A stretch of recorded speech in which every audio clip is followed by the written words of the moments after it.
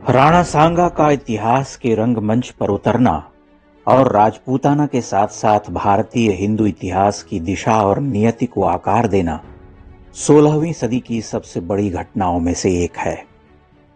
राणा सांगा ही अंतिम हिंदू शासक थे जिनके सेनापतित्व में राजपूतों का संपूर्ण पराक्रम बर्बर आक्रांताओं को उन्मूलित करने के लिए उमड़ पड़ता है। उनके बाद भी युद्ध हुए और पराक्रमी नरेश आए, हिंदुओं का अविराम प्रतिरोध जारी रहा, लेकिन वैसा कोई शूरवीर उत्तर भारत में नहीं पैदा हुआ जिसके नेतृत्व में समस्त राजपूताना की शौर्य वाहिनी एक साथ एकत्रित हुई हो। राणा सांगा उनका लोकप्रिय नाम था। वास्तविक नाम राणा संग्राम सिंह प्रथम था। उनका जन्म 12 अप्रैल 1482 को चित्तौड़ में हुआ था। 1508 ईस्वी में उनका राज तिलक हुआ। 1528 में वीर गति को प्राप्त करने तक पूरे 20 वर्ष तक राणा सांगा लगातार लड़ते रहे।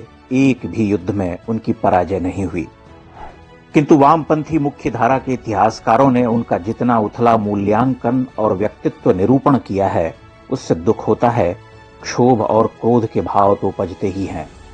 एक ऐसा सूरमा जिसने अपने समय की 3 सर्वोच्च मुस्लिम शक्तियों दिल्ली के लोदियों, मालवा के खिलजियों और गुजरात के शासकों से अनवरत युद्ध करते हुए उन्हें 18 बार हराया, जिसके राज्य की उत्तरी सीमा आगरे की पीलाखाल नदी से लगकर दक्षिण पश्चिम और पूर्व में मालवा गुजरात तक फैली थी, जिसने अपनी शक्ति और श्रेष्ठता के बल पर यह उद्घोष किया था कि उस कालखंड के भारतवर्ष में चक्रवर्ती सम्राट का मुकुट गौरव उनके मस्तक पर ही सुशोभित होगा। इस नवाखिल भारतीय हिंदू साम्राज्य की शक्ति का केंद्र अब इंद्रप्रस्थ न होकर चित्तौड़ होगा, किंतु दुर्भाग्य। राणा सांगा ने मालवा के खिलजी शासक महमूद खिलजी को न केवल युद्ध क्षेत्र में मर्दित किया, अपितु उसे 4 माह तक चित्तौड़ में कैद करके भी रखा। इब्राहिम लोदी को बकरोल और घटौली के युद्ध में उन्होंने ध्वस्त कर दिया था। गुजरात के मुस्लिम शासकों का दर्प दलन कई बार किया, उन्हें जीवन दान तक दिया, लेकिन ऐसे अप्रतिम योद्धा के जीवन से हिंदू समाज लगभग अनभिज्ञ है।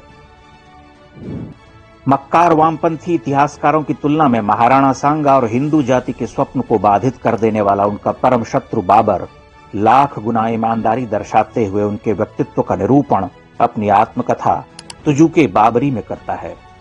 बाबर अपने सर्वश्रेष्ठ प्रतिद्वंदी के लिए कहता है, सांगा अपनी वीरता और तलवार के बल से बहुत बड़ा हो गया था।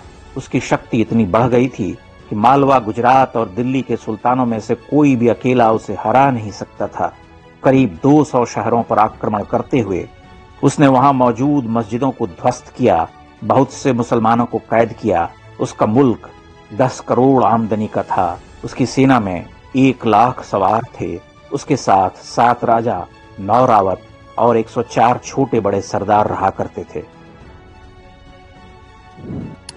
कर्नल जेम्स टॉड लिखता है कि अगर महाराणा सांगा के बाद उनके तीनों उत्तराधिकारी शासक रत्न सिंह द्वितीय, विक्रमजीत सिंह और उदय सिंह भी सांगा की तरह योग्य रहे होते तो मुगलों का शासन यानी इस्लामिक साम्राज्यवाद की पैठ भारतवर्ष में हो ही नहीं पाती। महाराणा सांगा के ऐतिहासिक पुरुषार्थ का अवलोकन करने के लिए मुंशी देवी प्रसाद जी की महाराणा संग्राम सिंह का जीवन चरित्र और राय साहब हरविलास शारदा द्वारा रचित महाराणा सांगा पुस्तक पढ़ी जा सकती है।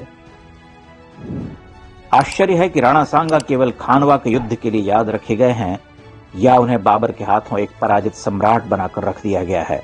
उस पराजय की भी अपनी विडंबना है। उस युद्ध में बाबर की सेना ने तोपों का प्रयोग किया था।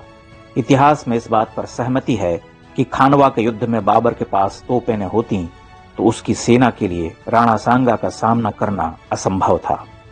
बताते हैं कि खानवा के युद्ध से राणा सांगा को मूर्छित स्थिति में युद्ध के मैदान से बाहर ले जाया गया था। तब उन्होंने शपथ ली थी कि जब तक बाबर को परास्त नहीं करूंगा, चित्तौड़ नहीं लौटूंगा। उन्होंने पगड़ी पहनना भी बंद कर दिया था। जब वह बाबर से बदला लेने की तैयारी कर रहे थे, तभी उनके सरदारों ने उन्हें जहर दे दिया। राणा सांगा का शौर्य भारत की हिंदू चेतना के लिए एक प्रेरणा है। एक आंख और एक हाथ न होने के बाद भी अपनी देह पर दर्जनों घाव लिए वह अप्रतिहत आस्था के नायक रहे। लगभग अद्वितीय, अन्यतम और अपराजेय।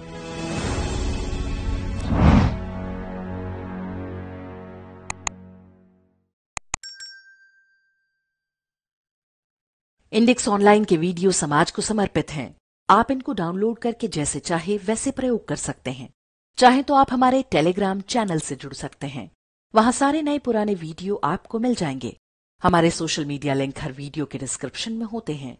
हमारा एकमात्र उद्देश्य हिंदू समाज को जागृत और एकजुट करना है। इसमें सहभागी बने। धन्यवाद।